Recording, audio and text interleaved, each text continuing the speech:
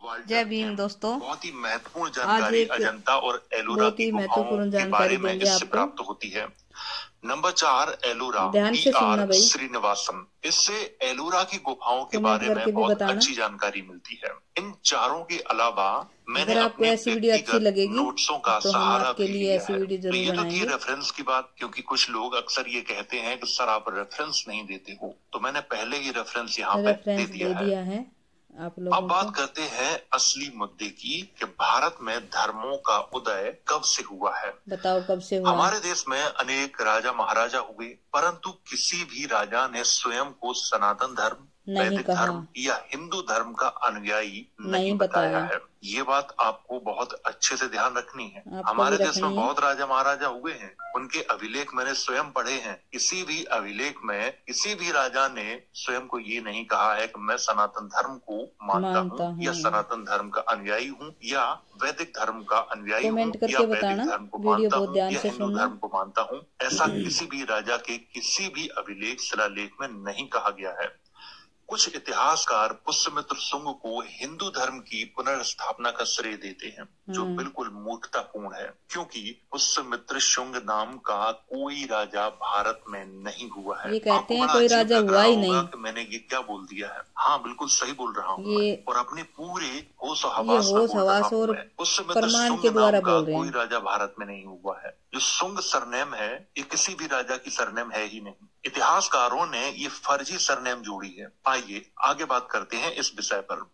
पुष्यमित्र शुंग को आप कैसे जानते हैं? पुष्यमित्र शुंग के समय यानी 185 ईसा पूर्व का कोई अभिलेख मिला है जिसमें पुष्यमित्र शुंग का वर्णन किया गया हो? ये मेरे प्रश्न है आपसे कि आप पुष्यमित्र शुंग को कैसे जानते हो? क्या पुष्यमित्र शुंग के समय का कोई अभिलेख मिला है ऐसा जिसमें पुष्यमित्र शुंग के बारे में सारी बातें बताई गई? ऐसा कोई भी अभिलेख नहीं मिला है, कोई भी शिलालेख नहीं मिला है। आपके दिमाग में आ रहा होगा राजा धनदेव का शिलालेख, अभी मैं उसी की बात करने वाला हूँ आगे।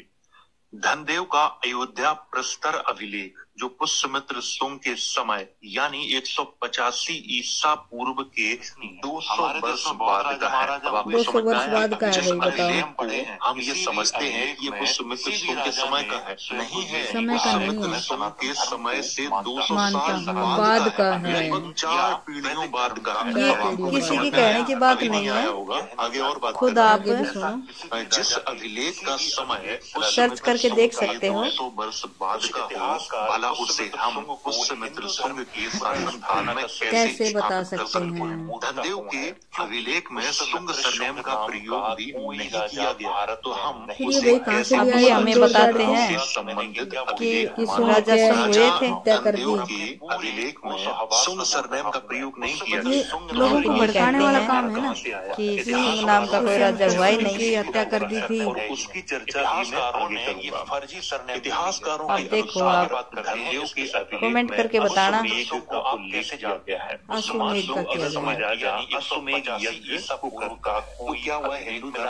पहले यज्ञ करते थे, कोई अभिलेख नहीं मिला, पूरी दुनिया में करते थे। हमसे क्वेश्चन कर रहे हैं।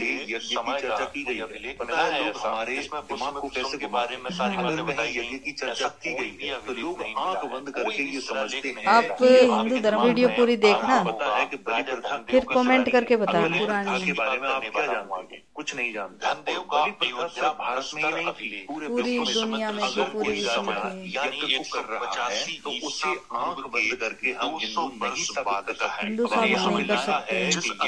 ईरानी राजा भी समझते हैं, ईरानी राजा भी करते थे।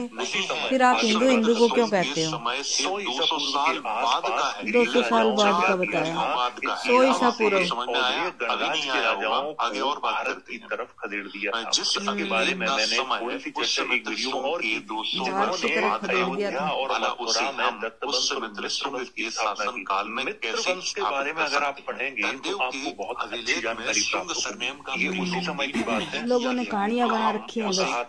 शुंग सरनेम वाला कोई राजा हमारे देश में हुआ ही नहीं। मित्र सरनेम तो हुए हैं, लेकिन शुंग सरनेम किसी का नहीं हुआ है। शुंग सरनेम नहीं हुआ बताया भाई, आप भी सर्च करके देखना। हमारे दिमाग जबरदस्ती इसको डाला है और उसकी चर्चा भी मैं आगे करूंगा। अयोध्या में कहां से इतिहासकारों के अनुसार धनदेव के अयोध्या के रानोपाली बौद्ध मठ से ये प्राप्त हुआ है। बौद्ध मठ से हुआ बताया। वर्तमान समय में बीच में हम देवी देवताओं की फोटो इसलिए लगा रहे हैं बना हुआ है कि लोगों को लगता है कि इनके बारे में भी चर्चा हो रही है। दोबारा से स्थापना करने वाला राजा था, तो ये उनके अंदर पता है लोग हमारे गलत फहमी है भाई, ऐसा कुछ नहीं था।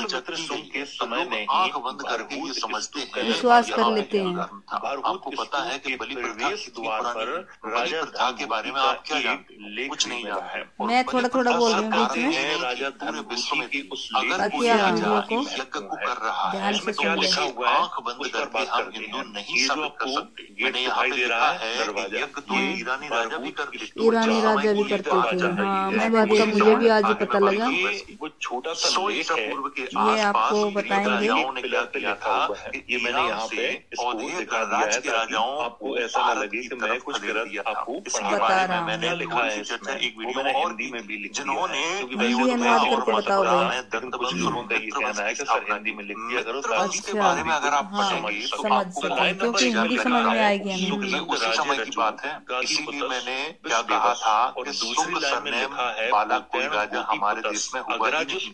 मित्र सरनेम और इसमें मैं आधी वीडियो बनाऊंगी, आधी वीडियो में दोबारा बनाऊंगी, उसको भी आप सुनना अच्छे से। नंबर 4 में लिखा है पूरी जानकारी आपको बुद्ध वंदना करती है भाई।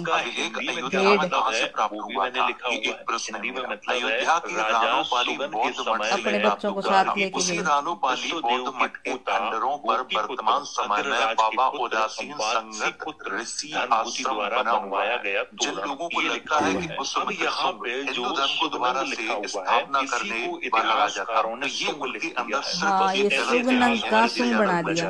कहीं कहीं इतिहासकारों ने के समय में जगह भरभूत स्तूप का निर्माण करवाया। अब आपको समझ में आ गया कि ये शुंग जो सरनेम है द्वार कहाँ से पर बनाई राजा गई है, जो कि धनभूति का बिल्कुल एक गलत है। मिला उससे है। मतलब शुंग के बारे अब में बात मैं एक करते वीडियो हैं राजा बनाऊंगा, उसमें धनभूति सारे की उस तथ्यों पर लेख की विस्तार जो से कि बात बहुत ही करूंगा। महत्वपूर्ण है। हालांकि इस वीडियो इसमें में क्या मैंने लिखा हुआ आपको है इतना उस बता पर बात दिया है कि करते हैं। आपके ये दिमाग में जो आपको गलत फहमी है गलत कि फहमी शुंग थी। दरवाजा ने हिंदू धर्म के द्वारा से स्थापना की थी, पूर्वी तो ये दरवाजा है। बिल्कुल हाँ, गलत मैंने है। देख लिया। विश्वामित्र शुंग ने क्योंकि ये अपने लोग छोटा जाने सा हैं किसी भी मंदिर जो का निर्माण इसी नहीं करवाया दरवाजे था, के बल्कि पिलर पे एक लिखा हुआ स्तूप है। का ये मैंने निर्माण यहाँ पे जरूर ये इसको दिखा जिसे दिया है ताकि भाषा अलग ही आपको है, ऐसा न लगे कि मैं और कुछ आप गलत जानते हो कि पढ़ा रहा अशोक हूँ। बदान क्या लिखा हाँ है भाई, मैंने तो ये चीज अगर आप इसमें लगाई नहीं है, लेकिन जिस वीडियो में है उसमें मुझे दिख रही है।